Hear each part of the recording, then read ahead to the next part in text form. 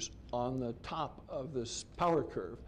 So that was what was fascinating. Dick Barger and I worked in the basement at Jula a lot in the 72 epoch. And the issue comes up about, okay, well, those are really sharp, but why aren't they 10 times broader or 10 times sharper? And, well, okay, there must be some physical process that limits that. Well, the physical process is that the light beam is, let's say, looking into the end of this thing. That's how big the light beam was. And the atoms go across, and it doesn't take so long to cross this light beam. And so it's a little pulse of light. And you know from the uncertainty principle, a little pulse in time means broad spectrum and frequency. So that's just what this was. And that leads you to undergraduate idea, okay, let's make the beam bigger. So here is how I responded to that. Here's a pipe that has a beam which is 12 inches in diameter in it. And here's a young man who is busy working in the optics. And almost everything is ready for doing the experiments with this 12 inches beam, which is going to change the line width by a factor of 200. What you need is electronics and stuff to do all these lockings, and now it's no problem. You get a new focus catalog or some other catalog and find the laser mirror mounts or find the laser power supplies. This is before this business existed, and so these power supplies for the piezo transducers, they can go from 0 to 5,000 volts, and they have 50 millionths of 1 volt as the noise. Well, I was proud of that. In fact, I'm so proud of it, I use these very things. No new vacuum tubes, nothing. So all this story that the solid state guy sold us about solid state dependability, vacuum tubes are dependable too. This was 1972, I think, 73, this picture was taken. Up on the top are something called lock-in amplifiers. They pay attention to a signal which is oscillating in a way that's in our lab. And if the sign of that signal changes, then you get a minus sign in your signal. And those also didn't exist in the quality that was needed. So this is 2 out of the first batch of 32. This is generation 3 or 4 or something. By now we have generation 7, and we build them in batches of 32. And the technology base, which the taxes paid for, is disseminated now across the world. And we had people coming here all the time from companies or some other kind of place. Oh, how do you do this? Or what, do you have a circuit for this so-and-so? So I was pleased to one time give a lecture in Australia, and the young people were saying, oh, we have a trouble because there's laser noise. Okay, so then on the blackboard, I drew out a diagram which was similar to one which I just made for myself. Then people were super kind once when I reached one of the critical ages, and they had a party for me.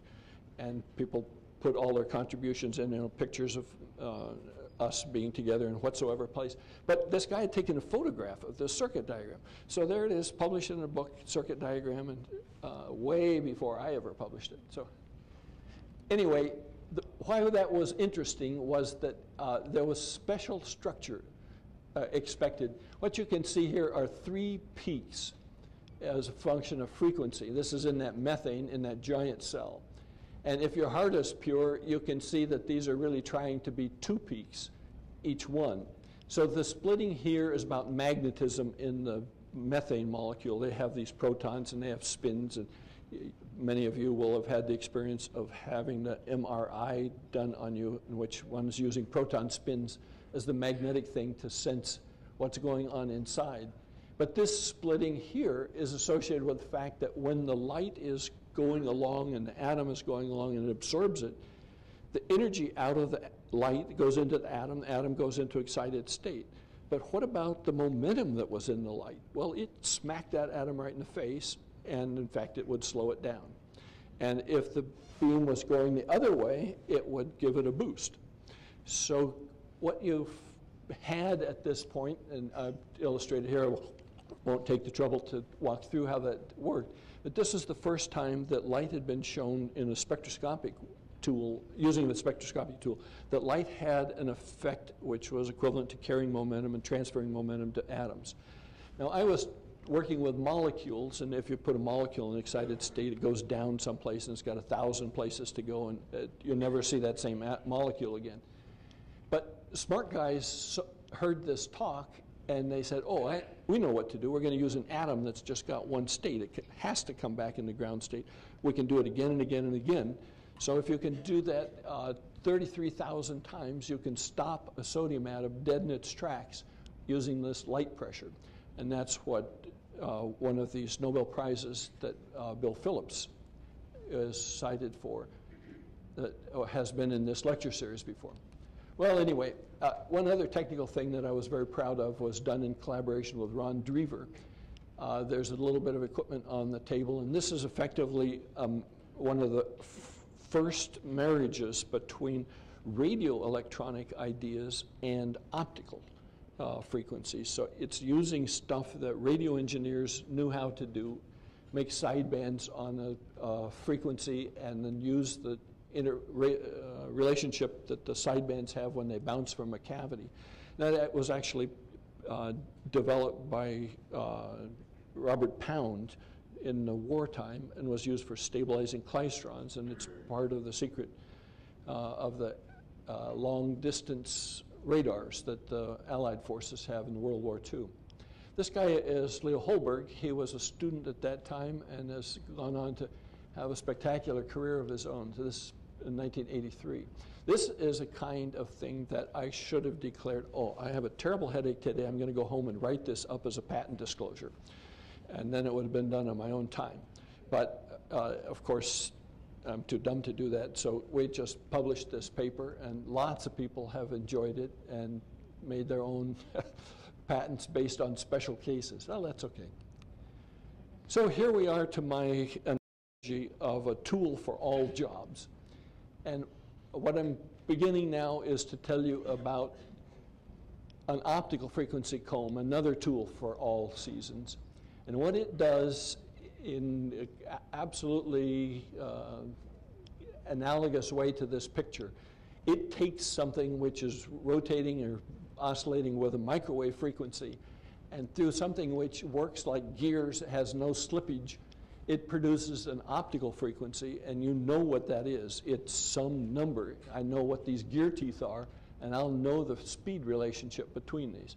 So this is the concept which was floating around in this 1977 epoch, and everyone could see it was a great thing. Let's do it. Oh, only one trouble. How do we do it? And that's why it needed all this technology evolution. So how do you do it? Well, one thing you do is to talk to the smartest people on the earth. And here is one of them. Unfortunately, he is also now deceased. His name is Venia Chebotayev. And if you look at my publication list and Chebotaev's publication list, you'll find that the physics in Siberia and the physics in Boulder were absolutely the same. We'll go along, and at that time there was 2 years or 3 years delay in the publication. Almost within a month, in the two places, we'd have the same idea and the same publications. So it was totally cool. So every once in a while, he came to Boulder. In this case, it was celebrating the fact that Lindy and I didn't move to a more distant place, but we just moved to a new lab that was 100 meters away from the old one. Needed some aids to celebration. And in exchange, Venia, and this is Ken Evenson, his wife Vera, and Lindy, in exchange, he wanted some gas, which we call Freon 22 or something. It's going to have some more resonances like the one that I showed you, but work with the lasers that their group was specialized in. And they didn't have it in the former Soviet Union. So when he went out from Denver a few days later, we were just experimenting with magnetometers to control the safety issues on the airplane. So I come to that. You can't go through the thing with a coat. I mean, what are you talking about? So you put your coat on the table, and then you go through, no problem. Come around, get your coat. Be careful that you don't let this bottle of gas, metal bottle of gas, about this long, hard steel arms. It's called lecture bottle, for those of you who know what that is. If you wanted to build a bomb, that's what you'd use to pack with. And so he got back to the Soviet Union with that, and a couple of months later, I got a fax that showed the spectra that he got from it. So it's good cooperation. Coupling between the scientists is good, and I don't think anyone was hurt by doing that. Not even any molecules were hurt in the filming of this. So by 1997, in addition to the ones that I've told you about with this methane one, and then all kinds of other schemes came up from different labs, and acetylene and iodine and all these things. This picture is a linear picture in frequencies.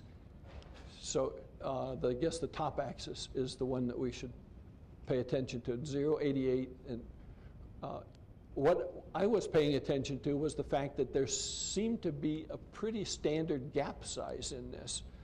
And so my idea was that I wouldn't be able to have a comb that would go this huge, huge range, but maybe I could have a comb that would deal with a little bit. So we were working with a laser that had this kind of a basic energy, and then what's left over a little bit this way. It's a huge amount of megahertz, but maybe we could do that with a comb method. So I did know that these papers had gone under the bridge, but I didn't respond to them. And then this idea of measuring spectral delta functions, that's something which is so sharp that it almost doesn't have a width. And here is measuring with temporal delta function, time that's so sharp that it doesn't have a width. Now, those of you who have taken a course in which Fourier analysis was discussed, you're going to really resist this, because if you have a very short pulse, then how can it have a frequency definition that's so precise? And it's absolutely right, it can't if you have a short pulse. However, if you have a train of short pulses, then there is a coherence from this one to this one to this one to this one. So actually the duration that counts in the width is the whole length of time. And these frequency-based combs are exceedingly sharp. I'll show you later they can be sharp, measured in millihertz. And the fact that this is sharp in time maps into this big, broad frequency range. So I knew about this somehow conceptually, but it just never cut any mustard because we didn't have anything that made this broad spectrum or these short pulses.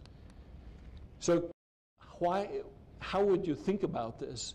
Well, some of you have had the pleasure of going with your dad to get the tire balance checked. We're going to go on a vacation. We're going to drive at the speed limit at least. And then the tires would vibrate, and the valve is going around here, and it shows you how it looks like when you're watching the tire. But I'm going to use that also as a marker for the value of some optical electric field. I'll show you a graph of that in a second. Now, if it turns slow, there's no deal. We can tell about that. But if it turns slow, we also don't have much inertia effect, so it's no good for balancing the tire. So you know what he does. He speeds it up. It goes like gangbusters, and without the next invention, there's no way to use this. You can see, okay, the dynamics is there. The tire's bouncing like holy heck. But we can't learn anything. We need this new invention, which is a flash. So then we can see that between each flash, a marker point moves just the tiniest little bit. And okay, so now what I know is that this stroboscope is a narrow time flash.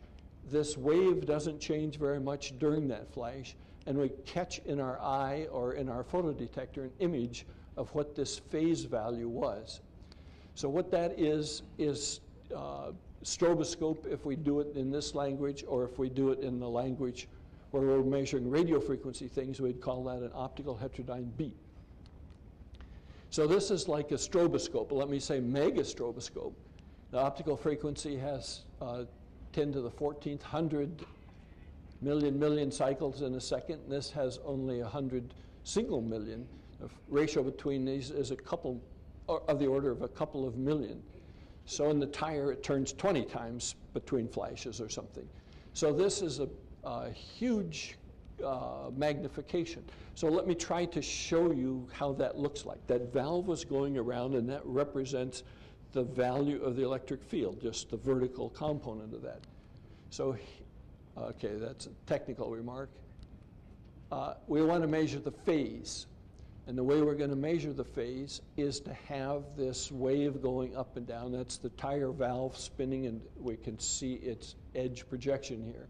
And it's laid out, okay, this is going to be in femtoseconds, but it doesn't matter. It's laid out in some time units. And if we tried to measure the frequency, well, in the time which the frequency cycle, which I've called the red one, it's this value, and the yellow one, and the yellow one. It's breaking it up into this is each cycle by cycle is not as powerful